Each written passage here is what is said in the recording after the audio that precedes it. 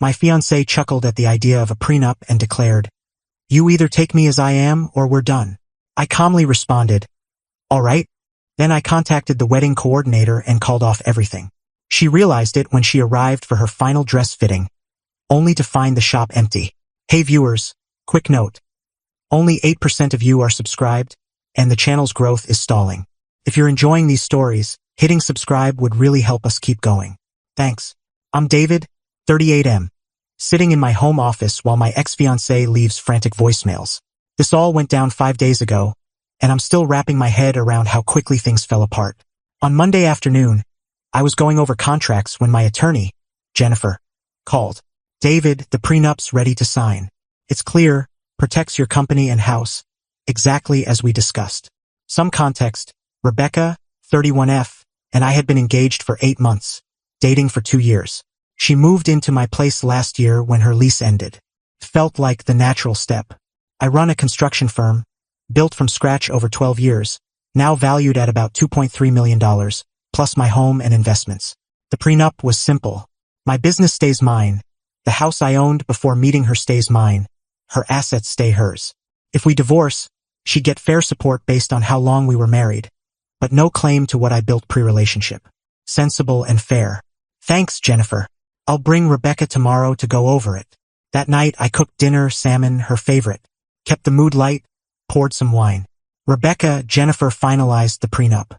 We can review it tomorrow and sign if it looks good. She glanced up from her phone, surprised. Prenup? I thought we settled this. I'm not signing one. We touched on it when we got engaged, but I never agreed to skip it. My business and assets need safeguarding. It's just prudent. Her face changed, not shocked, but irritated. David, I'm not signing something that says I get nothing if we split. That's not what it says. It protects what we each brought in and ensures fair support if things don't work out. I don't care what it says. I'm not signing. Warning sign number 1. I stayed composed. Rebecca, this isn't up for debate. I won't marry without protecting my assets. She laughed. Actually laughed. Protecting your assets? For me, that's offensive. It's business, not personal. Marriage is personal, David, all of it. She stood, hands on hips. Here's the deal. Marry me as is or we're done. No prenup, no contracts, just us. The ultimatum lingered. 2 years together, and she was revealing her true colors. All right, I said. She smiled, thinking she'd won. Good. I knew you'd come around. No, Rebecca. All right, as in we're done. Her smile faded. What? You gave me 2 options. I'm choosing not to marry. David, you're not canceling our wedding over a piece of paper. It's not about the paper. It's about you showing me you think marriage means you're entitled to half of what I built before we met. That's not partnership. It's opportunism. She stared for a long moment. You're serious. Dead serious. Fine. Think it over. You'll change your mind. She stormed upstairs, slamming the bedroom door. I didn't think it over. I called Jennifer right away. Jennifer, it's David. Stop the prenup. Cancel everything. The engagement's off. David, are you certain? Prenups can stir emotions. Maybe give her time. She laughed at it and gave me an ultimatum. Marry her as is or not at all. I'm choosing not at all. Got it. I'll close the file. Next, I called the wedding planner, Sandra. Sandra, David Mitchell here. Cancel the wedding. Oh my, David. Is everything okay? The wedding's 6 weeks away. Everything's fine. The engagement's over. Cancel all vendors and arrangements. Send me the cancellation costs. David, this'll be costly. Lost deposits, fees, probably around $28,000. I understand. Cancel it all. What about Rebecca? Shouldn't she be part of this? Rebecca made her choice. I'm making mine. I spent the next 2 hours calling vendors, photographer, band, florist, caterer. The venue was the biggest loss, $15,000. Catering was $8,000. It added up fast. Tuesday morning, Rebecca came downstairs like nothing happened. Morning, babe. Coffee's on. I was at the kitchen table, confirming cancellations on my laptop. Rebecca, we need to talk. If this is about last night, I forgive you. The prenup was hurtful, but we can move on. There's no moving on. The wedding's canceled. She froze, mug halfway to her mouth. What do you mean, canceled? I spent last night canceling everything. Venue, catering, flowers, music, photos, all of it. You can't cancel our wedding without talking to me. You gave me an ultimatum. I accepted it. I didn't mean cancel the wedding. I meant drop the prenup. That's not what you said. You said marry you as is or not at all. I chose not at all. Her face flushed. This is crazy. You're throwing away our relationship over money. I'm protecting myself from someone who thinks they're entitled to half of what I built before them. That's what marriage is, David, sharing everything. No, Rebecca. Marriage is building a life together, not claiming what I worked for before you came along. She started crying, real tears, but I held firm. Where am I supposed to go? This is my home too. This is my house, Rebecca. Your name's on nothing. You can stay through the weekend to find a place. But we're done. You can't just kick me out. I'm not kicking you out. I'm ending the engagement. Stay a few days, but we're not playing house anymore. She stormed upstairs, slammed the door, and made phone calls, crying and ranting about my unreasonableness. Friday was tense. Rebecca barely spoke, just glared and made snarky remarks. Saturday, she left early, saying she was dress shopping with her sister. I didn't mention there was no dress appointment. Sunday evening, my phone rang. Unknown number. David, this is Michelle, Rebecca's sister. What's wrong with you? Hi, Michelle. What's up? Rebecca showed up for her dress fitting today, and no one was there. The shop said it was canceled. She's a wreck. The wedding's canceled, Michelle. I told her Tuesday. You can't just cancel someone's wedding. I can cancel my wedding, and I did. Do you know how humiliating this was for her? Standing outside like a fool. Rebecca knew it was canceled. If she didn't believe me, that's on her.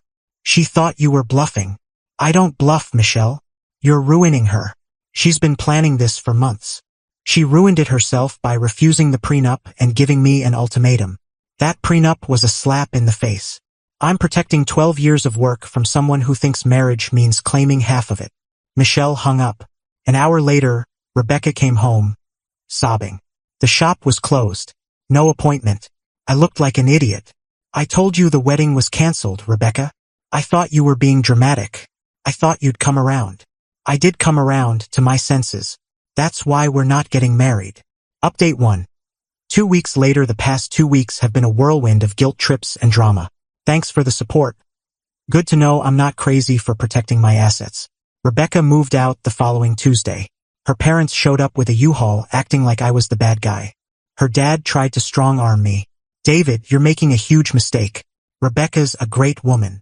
I'm sure she is, Mr. Thompson. Just not for me. You're throwing away something special over money. I'm protecting 12 years of work from someone who thinks she's entitled to half of it for existing. Her mom was in tears, pleading. She loves you, David. She's just scared. Mrs. Thompson.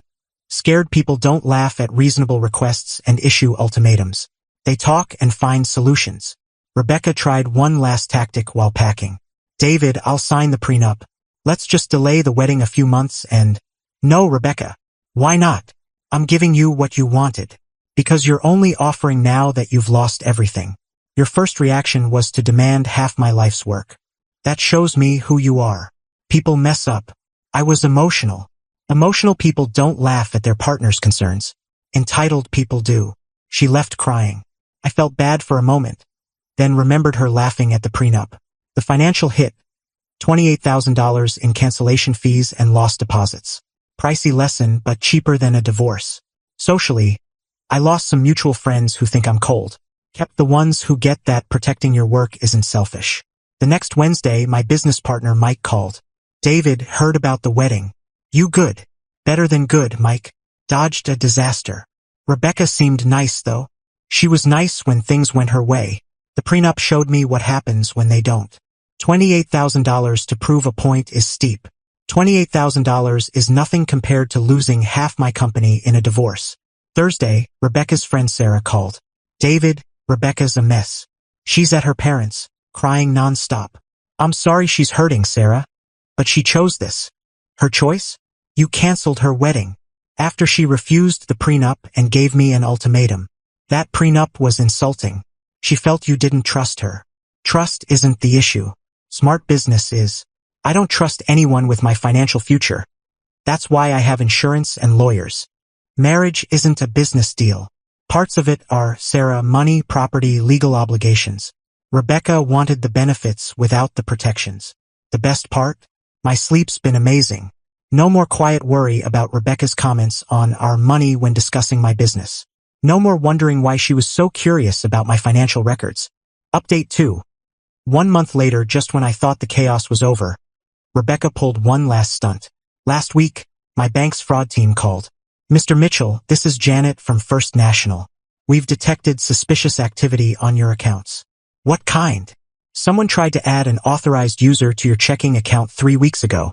The request came online with your login, but our system flagged it due to an unfamiliar IP address. My stomach dropped. Who was the user? Rebecca Thompson. She had access for about 6 hours before we locked the account. 3 weeks ago, Rebecca was still in my house. Janet. What could she have done in 6 hours? She accessed balances, transaction history, and tried to transfer $15,000 to an external account. Our large transaction hold blocked it, requiring phone verification. She tried to take $15,000 from my business account? It appears so. Please come in to secure your accounts and file a report. I was at the bank in an hour. Janet showed me the logs. Rebecca logged in at 2:17 a.m. the Tuesday before I ended things, spent 4 hours downloading statements, and tried the transfer at 6:23 a.m. The night after our prenup argument, while I slept. She was trying to rob me. Mr. Mitchell, this is wire fraud, a federal crime. You need to file a police report. I called Jennifer. Jennifer, meet me at the police station. Rebecca tried to steal $15,000 from my business. David, that's a felony. Are you sure you want to pursue this? She tried to rob me while living in my house. Yes, I'm sure. The police report took 2 hours. Detective Williams was thorough. Mr. Mitchell, any idea how she got your login? She lived with me. I worked from home sometimes, might have entered passwords near her. She's tech-savvy, works in social media. The attempted transfer suggests planning, not impulse. What happens now? We investigate. If the evidence holds, we'll issue a warrant.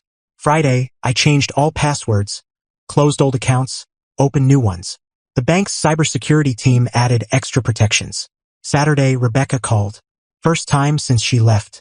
David, I heard you went to the police. Hi, Rebecca. How'd you hear? A friend at the bank said there was a mix-up with our accounts. Our accounts, she couldn't stop. No mix-up, Rebecca. You tried to steal $15,000. That's not true. I was checking if you were hiding money from me. By transferring it to yourself? I wasn't going to keep it. I was making a point. What point? That you didn't trust me. You were obsessed with the prenup, but hiding assets. It's my business account, Rebecca. Of course you didn't have access. If we were partners, I would've. We were engaged, not business partners. Now we're nothing. She hung up. Sunday, her dad called. David, this police stuff needs to stop. Hi, Mr. Thompson. Rebecca made a mistake accessing your account, but she didn't take anything. She tried to take $15,000. The bank stopped her. She was upset about the wedding. You can't ruin her life over this. Mr. Thompson, she attempted wire fraud, a federal felony. She's young, made a bad call. Accessing my account and trying to transfer money isn't a bad call. It's a crime. Monday, Detective Williams called. Mr. Mitchell, our investigation's done. The evidence is clear. Unauthorized access, attempted transfer, premeditation. We're issuing a warrant for Ms. Thompson's arrest. What's the charge? Wire fraud, computer intrusion, attempted theft, federal charges. Final update. 3 months later, Rebecca was arrested last month at her parents' house. It hit local news when her dad resisted and got arrested too. The legal process was clear-cut. Rebecca's lawyer claimed she was confused about account ownership due to engagement stress, but the evidence was airtight. Bank logs showed she targeted large balances, studied transactions, and opened an account to receive the funds. Hard to argue confusion when you set up a transfer destination first.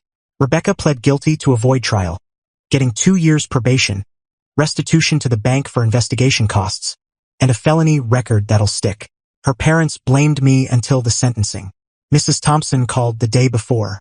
David, please ask for leniency. Rebecca's learned her lesson. Mrs. Thompson, I'm not the prosecutor. This is federal now. You could tell them she's not a criminal. She committed wire fraud. That makes her a criminal. This is breaking our family. Rebecca broke your family by committing felonies. Financially, I'm fine. The bank covered security upgrades. I'm out $28,000 in wedding costs. But it's a small price compared to what Rebecca planned. Socially, most people who know the full story, prenup refusal, ultimatum, attempted theft, support me. The few who think I'm harsh aren't people I need around. I'm dating again, keeping it light. The prenup talk happens by date 3 now, it's a great filter. My business partner Mike nailed it. David, you didn't dodge a bullet. You dodged a missile with your name on it. The best part? I sleep soundly. No more wondering if Rebecca loved me or my money. No more ignoring red flags, thinking love fixes everything. Love doesn't fix wire fraud. The prenup wasn't about distrusting Rebecca. It was about protecting my work. Her reaction showed she saw marriage as a ticket to my assets. Her theft attempt proved she'd take them without marriage. To any guy considering skipping a prenup because it's unromantic, think of Rebecca. The woman who loves you will protect your assets as much as you do, because your security is hers. The one who refuses and tries to steal, she was never in it for the long haul. She was in it to take what she could and leave. Rebecca laughed at my prenup and gave me an ultimatum. I said all right, and learned she was already planning to rob me. Best decision I ever made.